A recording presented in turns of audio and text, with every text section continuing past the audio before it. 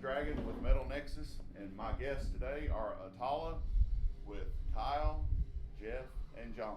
Yes. So, and we're at Maryland Doomfest. So, fellas, to wrap up Maryland Doomfest, what was the experience for you? How was it?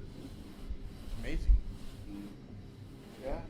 Did you The community, The the highlight. community's office. The community is awesome. You see all ages and everyone is super cool. We're all in it together, you know. And of course, we're at day 3. We're not quite done and everything.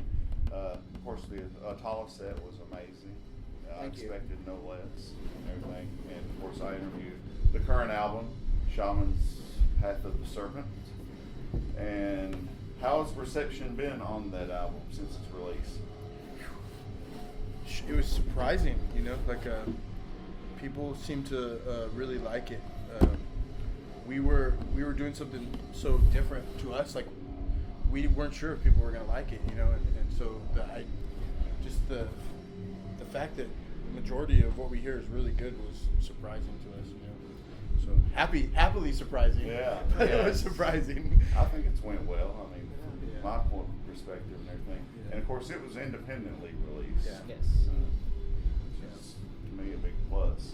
Yeah, but we got everything. Everything is behind it. I mean, it's the songs are, you know, they all mean something to all of us. And Kyle did the artwork, so the whole thing's a package. So it's not just the music, but we put everything into it. You know what I mean? Like, Yeah. and then putting it out by ourselves, and it's that's all we got. I get you a know what whole I mean? Like, DIY attitude from you all. I really do, man. As far as that, you all seem to like to do what you all can do and keep what you can keep in house between you all. To me, if we do decide to sign with a label, it's going to be a label that is behind us, you know, and allows us to do what we do artistically. We're definitely going to have to be on a label at some point for distribution, because that's what we're lacking, is the ability to have like large distribution. But we're selling records, and especially live, you know, like we never have nights where we don't sell records, you know, so it's pretty cool. Now, if I'm not mistaken, there was another release previous to this one, correct? Yeah, Mm. it's just self-titled. Okay. That one was produced by Scott Reeder. That's yeah, I remember that now. Yeah. We recorded that after being a band for a month. You know, Scott came to practice, and then we had a month to get prepared for the album. You know, Mm.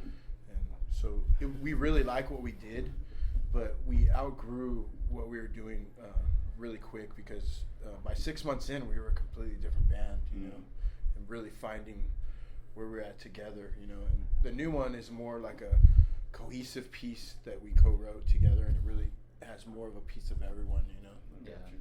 Has this been the set lineup in the band since the start? We started for a few months with another bass player, but Just didn't work. John was the bass player. You know. yeah, okay. He was keeping my spot warm, basically. Hey, they couldn't have got a nicer guy. Exactly. Yeah, that's the thing. There was another guy, and I know how I know the guy, so I know how it was, and it just talking to Kyle, we're brothers. You know what I mean? Gotcha. We were talking. I'm all, dude, I'll do this, and I'll be happy to fucking do this. Yeah, you know what I hell mean? yeah, Like, I got his back. So And we were excited because we Yes. actually got a better bass player. You Yeah. know, so I don't want to put anyone down or anything, but the minute I heard about it, I called Jeff and I said, "Dude, we're good." I said, "This is gonna be something, you know, because now we got the right bass player." You know, It worked. Huh? Yeah, Like- It worked. I mean, the album's the present. I think, I think so. I mean, we're real proud of everything we did. But you know, we have this whole thing of like talking, and like we're all super close. So you can imagine that like we fight because we're super close, and we have Yeah. disagreements. And, It's you know what I comes mean? with the territory. Yeah. But that's like, but to like a couple years ago when it got going, we talked and was like, you know what? None of that shit. Let's fucking do it. Yeah. Play it and be positive. And that's our whole thing. It's just trying to be positive about everything. You know what I mean? Which Yeah. includes our own attitudes, which for the And most that's part what- can suck. Yeah, you that's know? what you have control over. I mean, you can handle things in a shitty way that's, you know, and let it get to you, or you can just roll with it and Yeah. adapt and overcome. Yeah, because Pretty it's really much. Yeah. if you think about what we got going on, like I mean, we get paid, maybe not a lot, but we get paid to show up in different towns and have these new experience with all these new people and meet new friends, and it's really cool and flattering to like come into towns and people know who you are and they respect you and they do what they can to support you on the road, and we're just lucky. So if you're negative about any of that, like, what's wrong with you? You know, like, yeah, we got a pallet of water in Texas, and I was like, dude, the guy gave us fucking water. And it's like so stoked, and it's just exactly, yeah, but being grateful, and like, it's definitely. awesome, you know. We're like you said, we're lucky and Well, I'd hate to see your all's rider. It's probably really simple stuff, huh? Yeah. we don't even send out riders, you know. We're just real. I'll just talk to people and be like, oh, that's what you want to do? Okay, cool, man. We'll be there. you Yeah. know? No We'll doubt. be there. And, wow, awesome. yeah, like, thank you. You know. Yeah, we don't. and everywhere we've gone so far, like they have the set amount that they agree to, and we've been paid extra every place we've gone because they just really love us, and they're like, man, you need to come back. And it's really there's in a way it's like humbling, like you're just like, wow, you know, like this is cool, you know, like this. I've been playing guitar since I was 15 years old, and here I am 38 years old, dude, and finally like people are liking it, you know, and it's like, wow. It's weird. And speaking of, this is, of course, you all told me off camera that this is your first trip east as a band. Yeah. Yes. Yeah. I think we've all been through here independently and other stuff. You know, Yeah. for the most part. But together, yeah, this is the farthest we've been. Yeah. So. Yeah, I definitely, like I said the other day, I believe you all probably traveled the furthest for this Maryland Doom Fest. If I had to guess, I would just. Yeah. We were on the other side of the bottom of the country. Yeah. We'll do it, man. We went to Oregon and played. Some shows fell through there and back, and it was just like, okay, well, this is gonna suck. But then again, I'm with these dudes, so like, whatever. We drove straight there and played. And drove back. And that was a fun festival. And that was it was totally fun. You know, we were in the van more than we were there, but like we had a blast and we met new people. And so we played with Castle.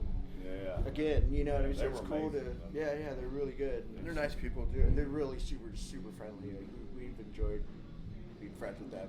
Yeah. So. Kyle, you mentioned picking up that guitar as a kid. What got you to pick up that guitar originally? You know, I was always into poetry and singing, and that's what I mostly wanted to do. But all the bands that I tried out, I couldn't get a guitar player that could evoke the kind of emotions that I wanted, you know. So I just decided to drop tune and figure it out, you know. And that's when I started being a guitar player. I wanted it to feel more like how I feel, you know, like more of a up and downs and the emotions instead of just, you know. And I played guitar so I could write atmosphere for my poetry. Okay. Jeff, what got you started playing music, or inspired you? My brother started playing guitar, and I really wanted to start playing drums, just, you know, so I could play with him. I started playing when I was like 12, and then I originally was just like, screw this, I can't do it.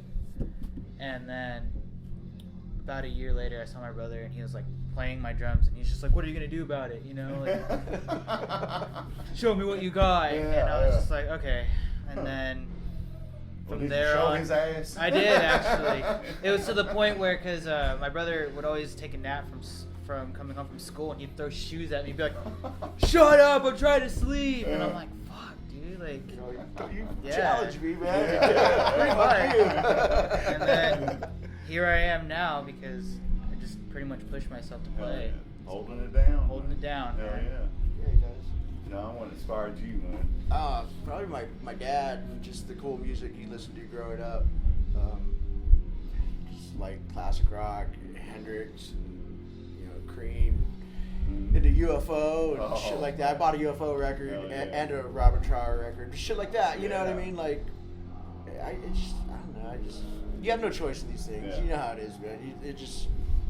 I know. You have man, no choice. 74, Kiss is hotter than hell. That was me. That was what started me. Yeah. And of course, it tells my age a little. I was 5, and I saw that album, and I mean, I can blame Kiss for corrupting me as far as music. I mean, seriously, and I had an aunt who was into a lot of the stuff like you named, the early Rush and Black Sabbath and Deep Yeah. Purple, and even more of the commercial stuff, Aerosmith and Queen and things like that. And yeah, Frozen, yeah. And like I said, just been hooked ever since. Yeah. And we all usually, that's the jumping off points. We usually, someone pioneered it and we got hold of it at some point and started this on. Where are y'all going from here? What's next? I know y'all are headed home with a few stops along the way. We have 8 more dates. The next one's in what?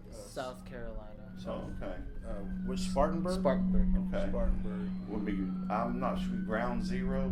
Is it that? Yeah, I think Yeah, that's what it is, Ground Zero. actually. Okay. Yeah. It is. So Okay. we're playing. It's all in there somewhere. We're playing there next, yeah. Okay. Short-term horizon, what's ahead with Atala from here on? Any new material, or I'll leave that in your hands to... We finished writing our second song since the new release, and I think we're gonna finish up our album when we get home and start writing a few more tracks, and I think maybe like 7-8 tracks on the next one, and try to be. It seems like we're going a little more up tempo on the next one, because you can't really do the same thing twice, yeah. So we're trying to, we're finding a new tone, because we just got our orange stuff, and we're trying to find a new tone and then see what we can do with that and come up with what's next. Well, I wanted to there was something I was going to ask you, and of course I can edit this out if I go blank here, and apparently I did. So, oh well. I'll leave it in closing here if y'all have anything you want to contribute or add. If not, then Oh, just thanks for having us. Yeah, just really thank you. We appreciate everything, and it was my pleasure. And of course, Atala's album, Shaman's Path of the Serpent, is out now. You can get it. Go see the band, support them. Thank you. www.atalarock.com. Find us on Spotify.